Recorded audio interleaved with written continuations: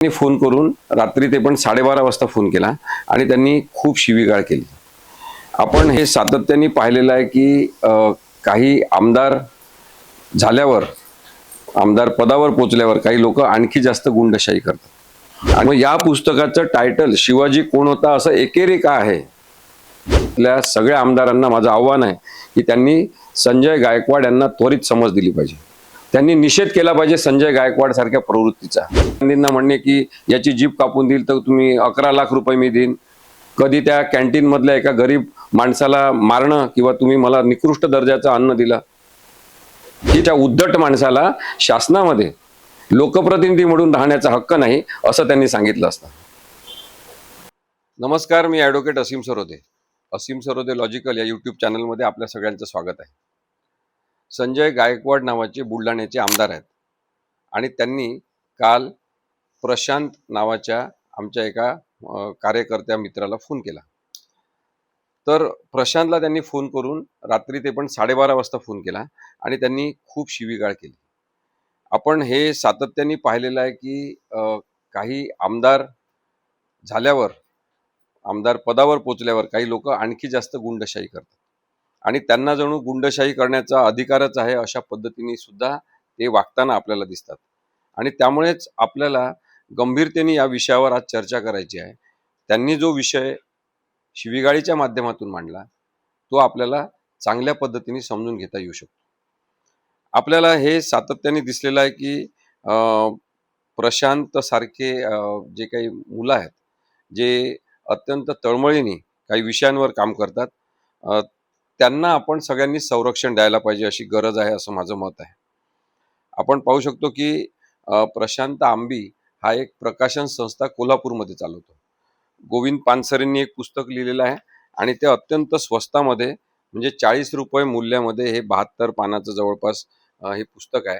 हे पुस्तक शिवाजी कोण होता या नावाचं हे पुस्तक प्रशांतनी प्रसिद्ध केलं आणि तो सातत्याने एक विचार पोचवण्यासाठी म्हणून हे पुस्तक विकतो. मला आठवते, आमचा एक सहकारी मित्र आहे ॲडव्होकेट महेश भोसले, त्याच्या लग्नामध्ये हे पुस्तक त्यांनी माझ्या हस्ते वाटलं होतं. आणि मला महेशला सांगायचं आहे की त्यांनी किती धाडसाचं काम केलं, किती महत्त्वाचं काम हे केलं की लग्नामध्ये सगळ्या वऱ्हाड्यांना किंवा आलेल्या पाहुण्यांना हे पुस्तक त्यांनी गिफ्ट दिलं. विचारांची शिदोरी आपण दिली पाहिजे हा सुद्धा एक महत्त्वाचा विचार त्याच्यामध्ये आहे.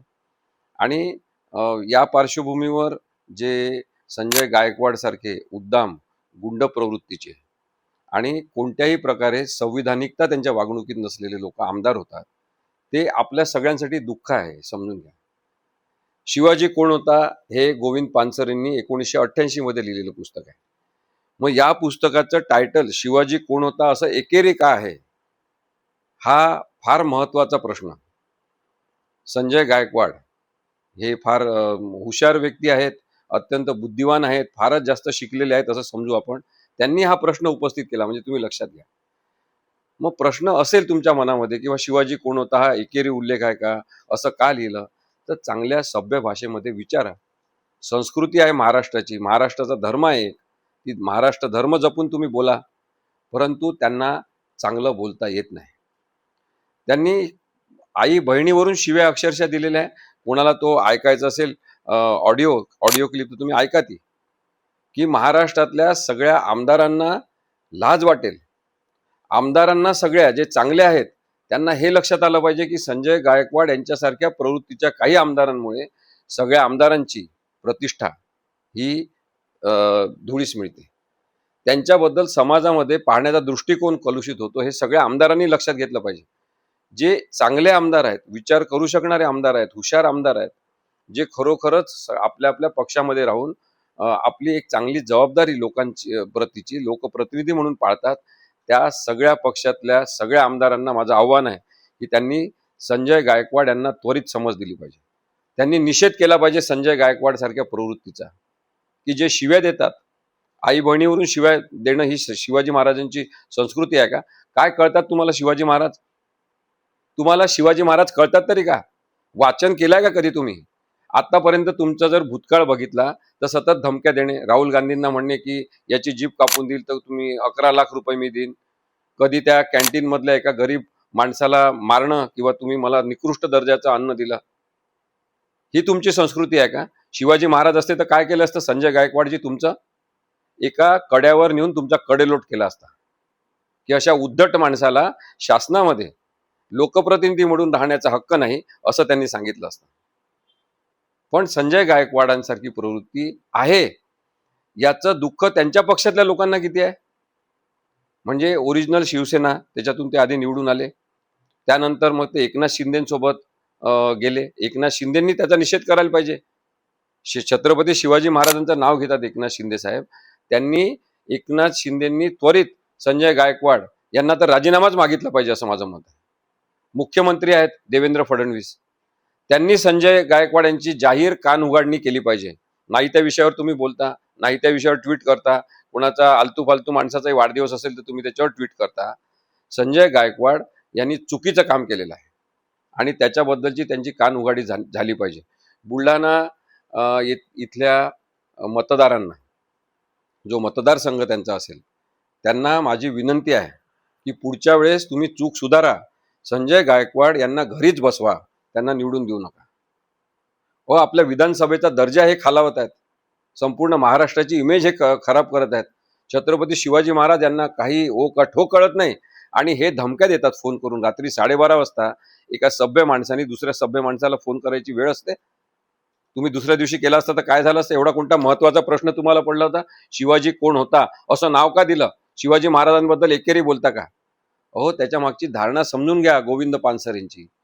गोविंदराव पानसरे अत्यंत वैचारिक मजबूतीने या महाराष्ट्रामध्ये काम केलेले कार्यकर्ते, नेते आहेत आणि त्यांनी सांगितलं वारंवार की माझ्या आईसोबत, माझ्या भावासोबत ज्या पद्धतीने माझे एक मनमोकळे संबंध आहे, संवेदनशील संबंध आहेत आणि मनापासून मनपूर्वक जगणं आहे त्यांच्यासोबतचं, तेव्हा मी माझ्या आईला असं म्हणतो का नेहमी की आई साहेब इथे या बसा, आई साहेब इथे या मला वाढायला द्या, आई साहेब मला पाणी आणून द्या, असं म्हणतो का आपण आपल्या आईला?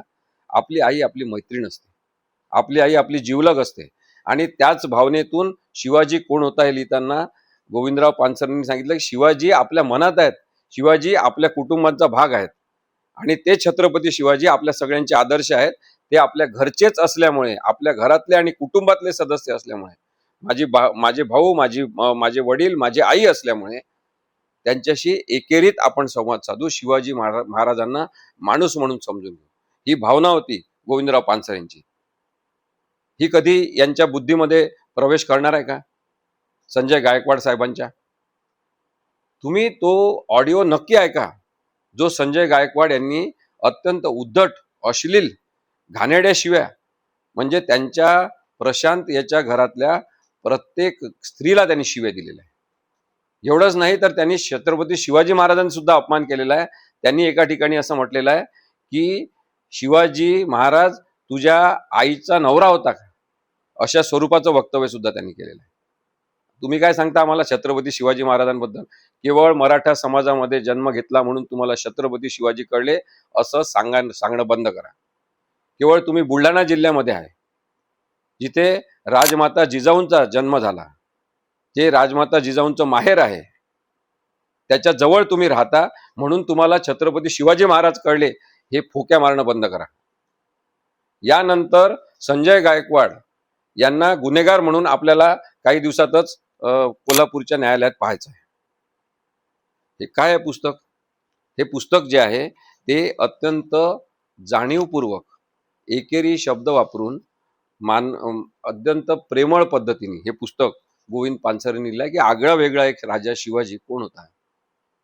तो शिवाजी महाराज हा माणूस कोण होता व्यक्ती म्हणून? त्यांनी आपल्या घरच्यांसाठी काय केलं, आपल्या आईसाठी काय केलं, आपल्या आईच्या आज्ञेनुसार काय केलं, मित्रांसोबत स्वराज्याची स्थापना करण्यासाठी काय प्रयत्न केले, हे सगळं या पुस्तकात आहे. की तो माणूस धर्म पाळणारा होता, पण धर्मद्वेष्टा नव्हता तुमच्यासारखा की कोणत्याही दुसऱ्या धर्मांचा द्वेष करायचा, धर्मांच्या नावाने रणशिंग फुंकण्यासारखं इलेक्शन लढवायचं, असे टुकारगिरी करणारे शिवाजी महाराज नव्हते. तुम्हाला ते कळणार नाही. या पुस्तकामध्ये त्यांनी सांगितलेलं आहे की छत्रपती शिवाजी महाराजांनी राज्य संस्थापक म्हणून, स्वराज्य संस्थापक म्हणून जे काम केलं ते काय आहे, आपलं कार्य आणि आपलं राज्य याच्या संदर्भात त्यांनी आहुतीच्या प्रेरणा मावळ्या म्हणून काही लोकांमध्ये कशा निर्माण केल्या हे त्यांनी त्याच्यात सांगितलेलं आहे. तुमची सत्ता जाऊ द्या, हे संजय गायकवाड जे आहे ते आमदार नसतील तेव्हा त्यांच्यासोबत कोण राहतात सांगा.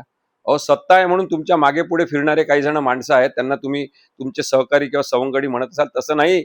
छत्रपती शिवाजी महाराजांनी काही नाही दिलं नाही तरी सुद्धा त्यांच्यासोबत मावळे म्हणून जीवाला जीव देण्यासाठी उभे राहिलेले लोक होते. ते आत्माहुती देण्यासाठी उभे राहिले होते. तुमच्यासोबत कोण आहेत विचार करा, मागे वळून बघा थोडं. आपण लक्षात घेत नाही की एखाद्या पदावर लोकप्रतिनिधी म्हणून आपण आहोत. आपण महाराजे किंवा राजे नाही. आपण काही राजे महाराजांच्या काळात सुद्धा नाही.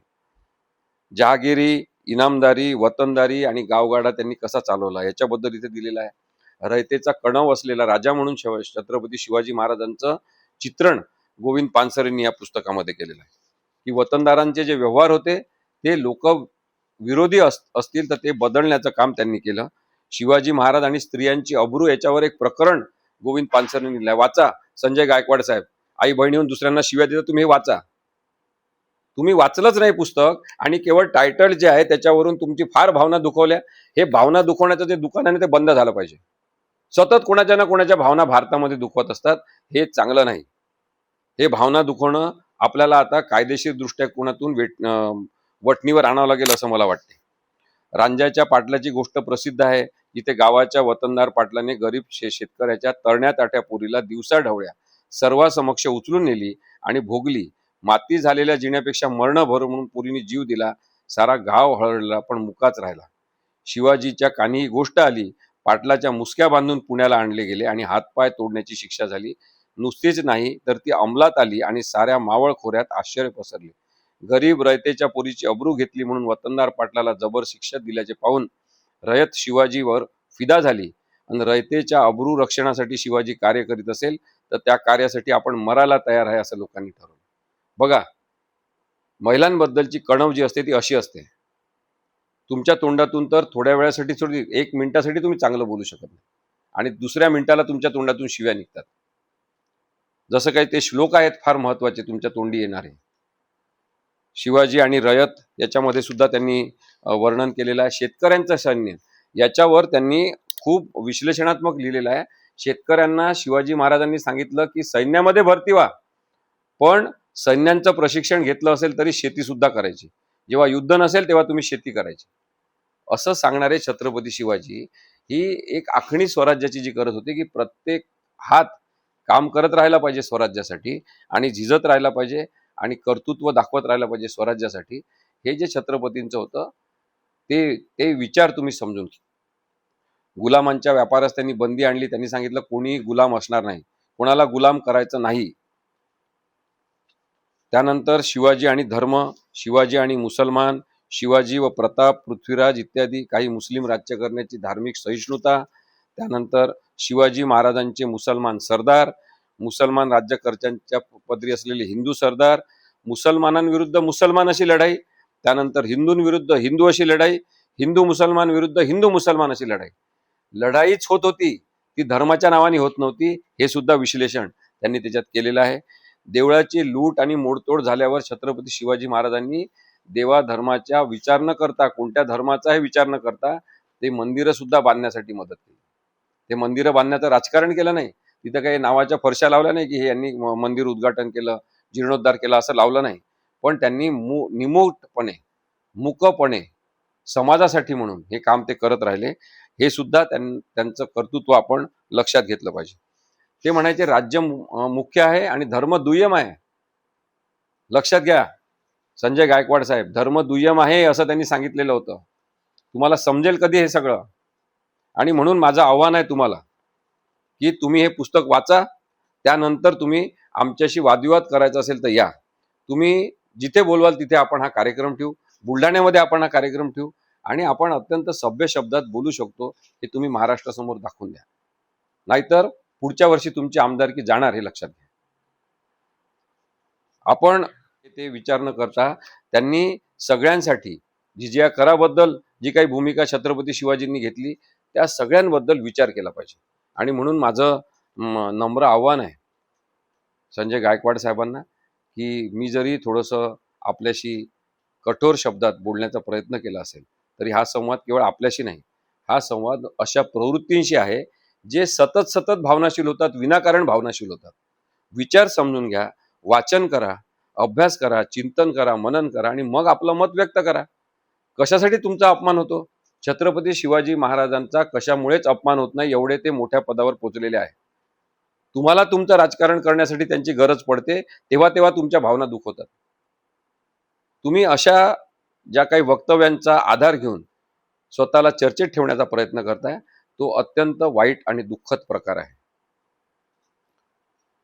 प्रशांतनी दाखल केलेला आहे गुन्हा आणि तक्रार दाखल केलेली आहे कोल्हापूरमध्ये. लवकरच त्या तक्रारीची दखल घेऊन गुन्हा सुद्धा दाखल होईल. तुमची चौकशी करायला पोलीस येतील. तेव्हा संजय गायकवाड साहेब तुम्ही तयार राहा. तुम्ही का शिव्या दिल्या? तुम्ही दोन समाजामध्ये तेढ निर्माण करण्याचा का प्रयत्न केला? तुम्ही तुमच्या कोणत्या नेमक्या भावना दुखावल्या? तुम्ही ते पुस्तक वाचलं आहे का? ते वाचलं नसताना तुम्ही आई बहिणीवरून ज्या काही शिव्या दिल्या त्या योग्य आहे का? आई बहिणीवरून कधीच शिव्या देणं हे योग्य आहे का? हे तुम्हाला सांगावं लागणार आहे पोलिसांना. तुम्ही सांगा, तुमचं स्टेटमेंट द्या. कायद्याची प्रक्रिया काय असेल ती होईल. काही दिवस पळवाटा काढण्यात येतील. परंतु कोल्हापूरचे लोक आता तुम्हाला सोडणार नाही, हे तुम्ही लक्षात घ्या. आणि म्हणून मला असं वाटतं की छत्रपती शिवाजी महाराजांचे विचार केवळ तोरणं लावण्यासाठी नाही, धोरणं समजून घेण्यासाठी आहे. शिवाजी महाराजांचे विचार हे शासन प्रणाली लोकशाही पद्धतीने चालवण्याचे तेव्हाचे विचार होते. छत्रपती शिवाजी महाराज असते आता तर त्यांच्या हातात तलवार नसती, त्यांच्या हातात भारतीय संविधान असते, तुम्ही लक्षात घ्या. आणि भारतीय संविधानामध्ये जी अभिव्यक्ती दिलेली आहे, प्रत्येकाला भावना व्यक्त करण्याचं स्वातंत्र्य दिलेलं आहे, ते इतरांच्या भावना सांभाळून भावना व्यक्त करण्याचं स्वातंत्र्य आहे. दुसऱ्यांना इजा पोहोचवून नाही, दुसऱ्यांच्या आई बहिणींना शिव्या घालून नाही. तुमचं काही म्हणणं असेल ते सभ्य पद्धतीने मांडणं प्रत्येकाने शिकलं पाहिजे. धन्यवाद.